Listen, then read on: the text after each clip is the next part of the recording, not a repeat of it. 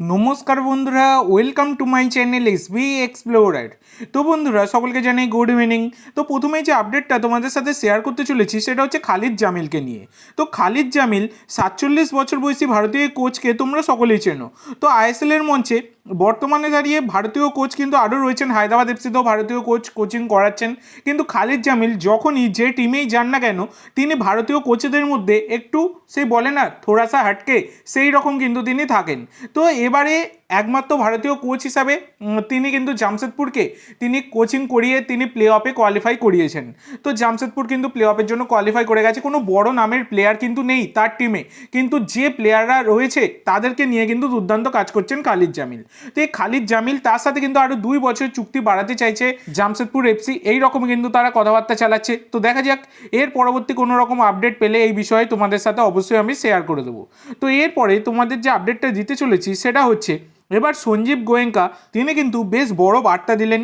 তো সঞ্জীব গোয়েঙ্কা তোমরা সকলেই জানো মোহনবাগান টিমে ইনভেস্ট করছেন এত টাকা, সেই কারণে কিন্তু মোহনবাগান দুর্দান্ত বড় বড় প্লেয়ার নিয়ে আসছে এবং দুর্দান্ত খেলে মোহনবাগান কিন্তু আইএসএল লিগ সিল চ্যাম্পিয়ন হচ্ছে।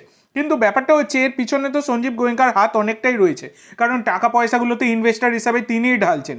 তো এই বিষয়ে কিন্তু যখন লিগ সিল জেতার পর সঞ্জীব গোয়েঙ্কাকে প্রশ্ন করা হয় যে পেশাদার ম্যানেজমেন্ট হিসাবে আপনাদেরকেই সবাই ক্রেডিট দিচ্ছে, সেখানে সঞ্জীব গোয়েঙ্কা যে মন্তব্যটা করেছেন সেটা কিন্তু বেশ বড় মন্তব্য।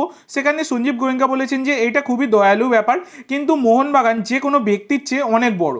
মানে তিনি কোনোভাবেই নিজের ক্রেডিট কিন্তু নিতে চান না, তিনি সম্পূর্ণ ক্রেডিটটাই মোহনবাগানকে দিচ্ছেন। সঞ্জীব গোয়েঙ্কা দিমির গোলের পর তিনি কিন্তু চোখের জল তার দেখা গিয়েছিল, মানে তিনি কেঁদে ফেলেছিলেন এইরকম একটা ব্যাপার। তো কোনো একটা দলের পিছনে শুধু ইনভেস্ট করলেই হয় না, সেই দলকে যদি না ভালোবাসেন তাহলে এইরকম কিন্তু দৃশ্য দেখা যেত না, যেটা কিন্তু সঞ্জীব গোয়েঙ্কার থেকে দেখা গেছে। এবং তিনি মোহনবাগানকে যথেষ্ট ভালোবাসেন, সেইটা কিন্তু তাকে দেখেই পরিষ্কার হয়ে যাচ্ছে।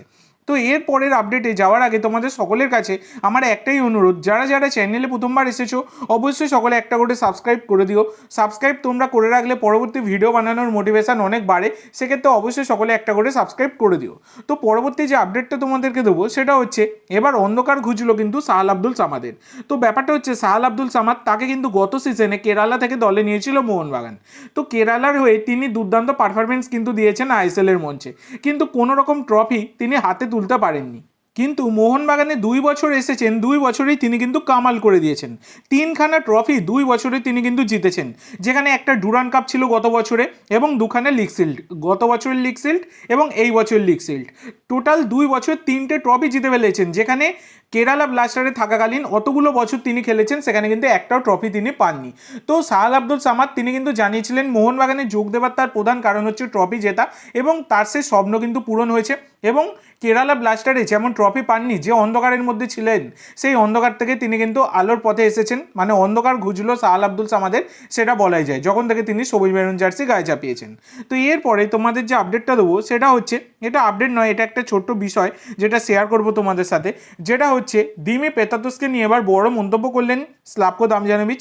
তো ব্যাপারটা হচ্ছে দিমির গোলেই কিন্তু মোহনবাগান লিগ সিল জিতেছে, এবং দিমির একটা সময় সতীর্থ ছিলেন স্লাভকো দামজানোভিচ, তিনিও একটা সময় সবুজ মেরুন জার্সি গায়ে চাপিয়ে খেলে গিয়েছিলেন এবং দুর্দান্ত খেলেছিলেন আগের সিজন, তার আগের সিজনে আর কি আইএসএল সিজন 9-এ মাঝপথে এসেছিলেন, মানে জানুয়ারি ট্রান্সফার উইন্ডোতে, তখন থেকে এসে কিন্তু মোহনবাগান সমর্থকদের নয়নের মনি হয়ে উঠেছিলেন স্লাভকো। দুর্দান্তভাবে ডিফেন্সিভ ওয়াল তার কিন্তু দেখা গিয়েছিল। তো সেই স্লাভকো দামজানোভিচ তিনি কিন্তু দিমির বিষয়ে কমেন্ট করে জানিয়েছেন যে হোয়াট এ প্লেয়ার, এটা কিন্তু তিনি একদম কমেন্ট করে জানিয়েছেন। তো এক সময় তারা কিন্তু একসাথে খেলেছেন, তো বন্ধু ছিলেন দুজনে, তো সেখানে কিন্তু অবশ্যই দিমি দুর্দান্ত প্লেয়ার, সেটা কিন্তু তিনিও জানিয়েছেন।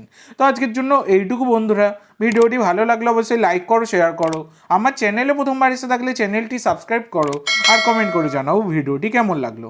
ধন্যবাদ।